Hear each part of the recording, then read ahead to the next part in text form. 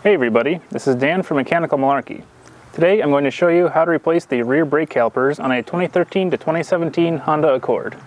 This is the style of rear brake caliper with the built-in parking brake actuated by the cable pulling on this lever here, which then activates a mechanism that pushes the piston out to apply the brakes. The most common failure I see is that this arm seizes up and it either can't get pulled or gets stuck in an applied position. This is a pretty common problem going back all the way to 2003 to 2017. The replacement process will be slightly different on the 03 to 2012 models, but will be very similar to this. You can often tell that the rear caliper parking brakes are seized by pulling up on the lever. It will either be impossible to pull up because they're completely seized, or, like this one, there's no resistance.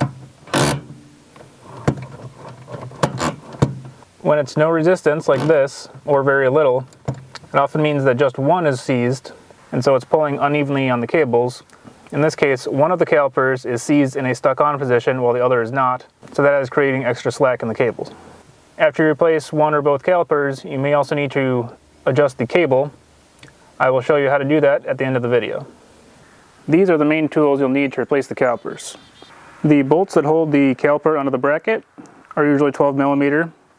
Same goes for the bolt that holds the brake hose to a bracket and the bolts that hold the parking brake cable. So you mostly just need a 12mm socket with a ratchet, usually a deep is helpful. Then the caliper bracket is held on with 17s.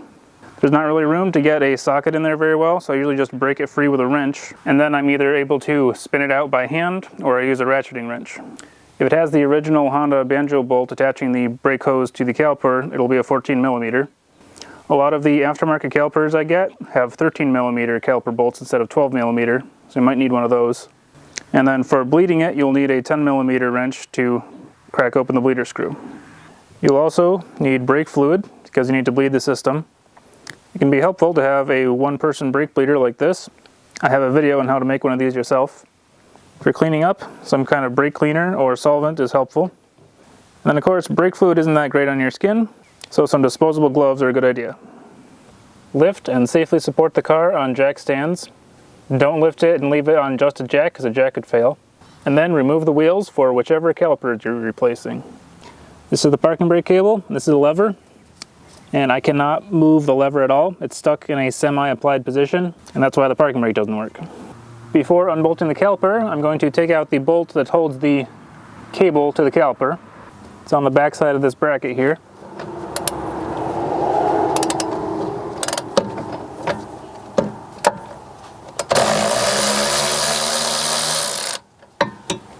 To make things easier to move around, I also remove the cable bracket on the other side of the rear knuckle.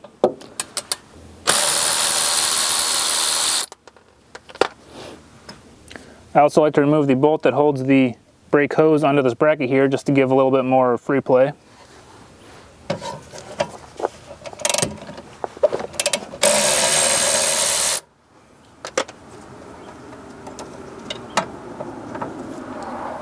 And now, remove these two bolts holding the caliper on.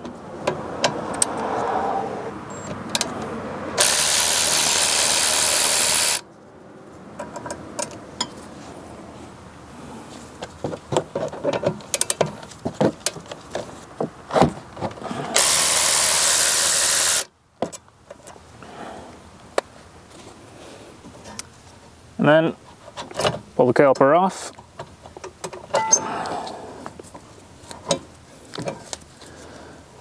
A lot of times the parking brake cable is corroded to the bracket, so I usually hit it against this lower arm a few times and it comes free.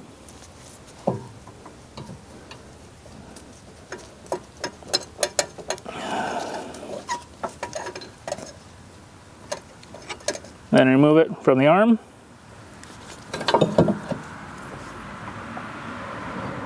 The pads and rotors are in good shape, so I'm going to be reusing these pads. So I'm going to take them out now, along with their spring.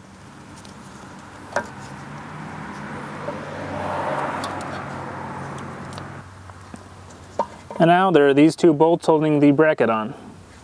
This one has this nut kind of in the way if you're going to try to use a socket. That's why I always use wrenches.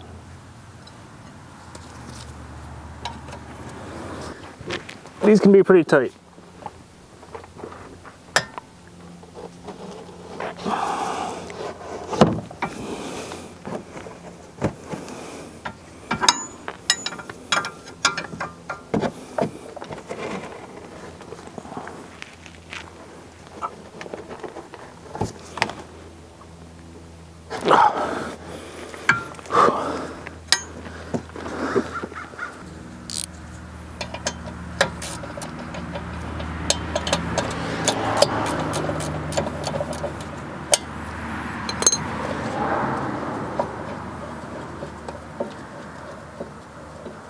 A lot of times I'm able to just pull these out by hand once I get them broken free.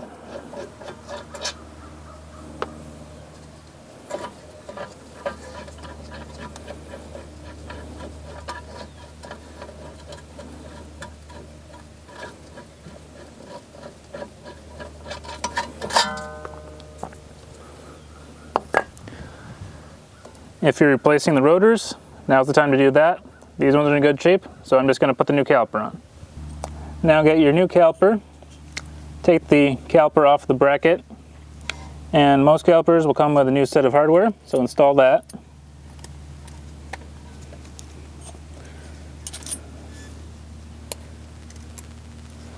And then install it onto the car.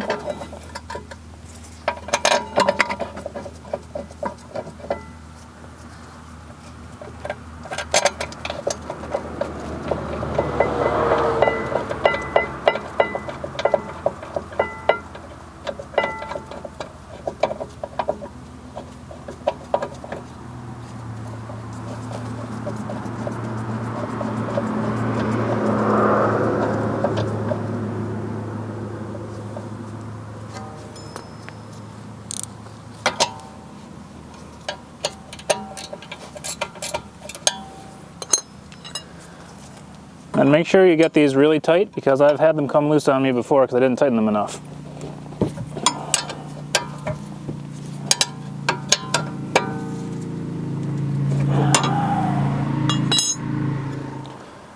Put some new brake grease on the pads and put those in.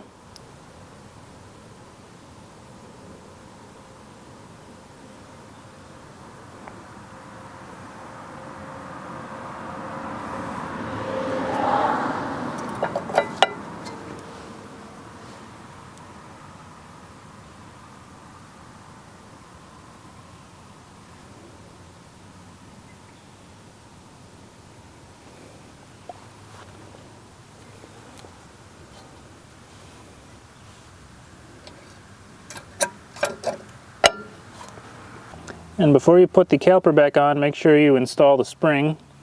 Most of the aftermarket calipers I get come with 2 of these, but Honda only says to put in 1. And that 1 goes on the bottom. So stick that in the holes in the pads.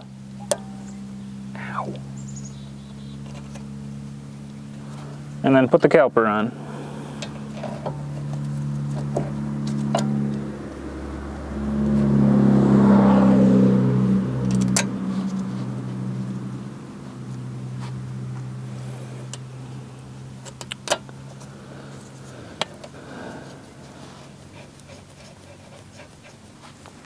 And like I mentioned, a lot of aftermarket calipers come with 13 mil instead of 12 mil bolts.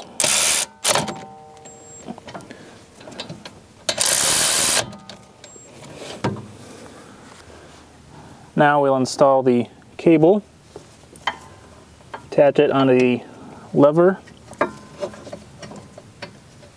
then put the bolt in for the bracket.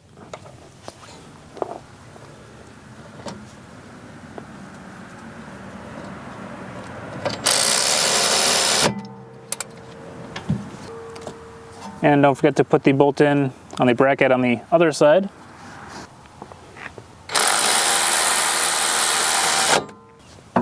Now it's time to switch over the brake hose. So this new caliper comes with a plug in here, so we'll just pull that out. The new caliper also comes with new washers for the bolt, so it's always good to replace those. And be aware there will probably be fluid coming out of the hose when you take it off, so make sure you can catch that with something so it doesn't make a giant mess. So I'm going to Break this free, 14mm for the original Honda bolts. Now, as quickly as possible, I will take the bolt out, change the washers, and move the hose onto the new caliper.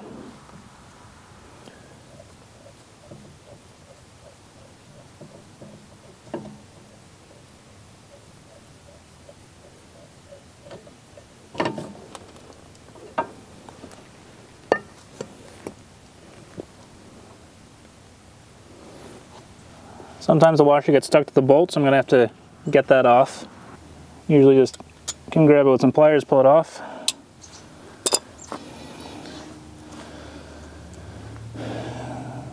Then one washer goes on the bolt goes onto the hose, and the other washer goes on the other side.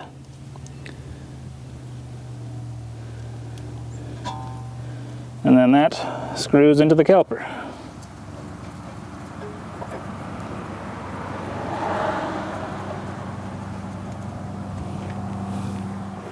Then I'll tighten that down. And then clean all this dripped fluid off of everything.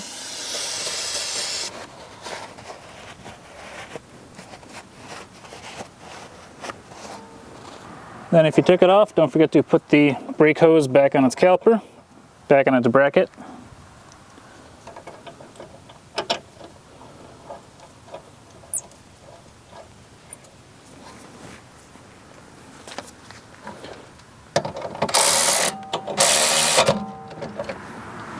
And there you go, caliper installed.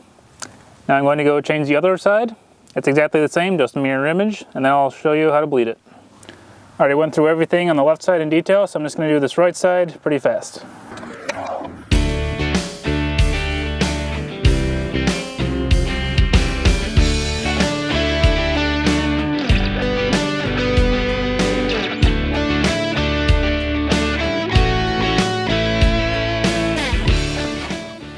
You can see this right side was stuck in the full applied position. That's probably why there was so much slack in the cable.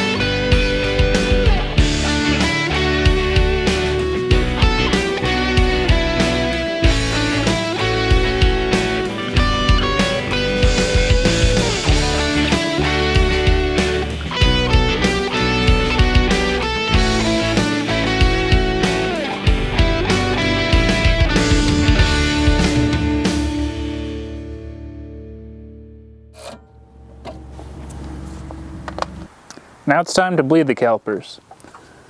First, need to add some more fluid to the reservoir.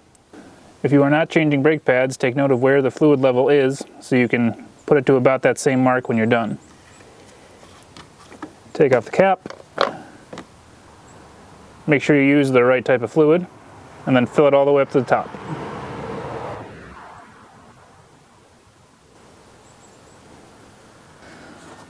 Then go to the caliper.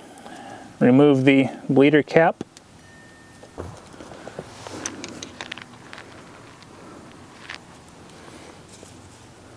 Put the wrench on. Then hook up the hose of your brake bleeder. This hose is very tight to these bleeders, which is good because you don't want any air leaking out, but it can be hard to get it on. Then open the bleeder screw. Don't have to go any farther than a quarter of a turn. And then pump the brake pedal. I usually do 15 to 20 times. That's usually good.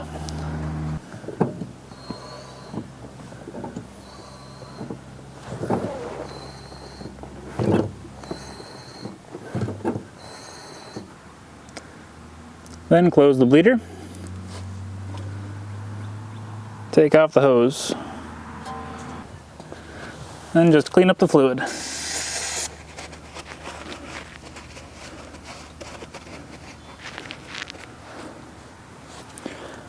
Don't forget to put the cap back on. And make sure you refill the brake reservoir before you bleed another caliper, because you've put a lot of fluid through there. With the new calipers installed, you might need to adjust the cables now. The parking brake should engage fully at around 7 to 10 clicks of the lever. Usually the way I test if it's fully engaged is I start the car and put it in gear, and then let my foot off the brake. If the car moves, then it needs to be adjusted. If you still can't pull the lever, then you might have a seized cable, or it might actually be adjusted too tight, but I haven't actually had that happen. To get to the cable adjustment, you have to remove this panel here.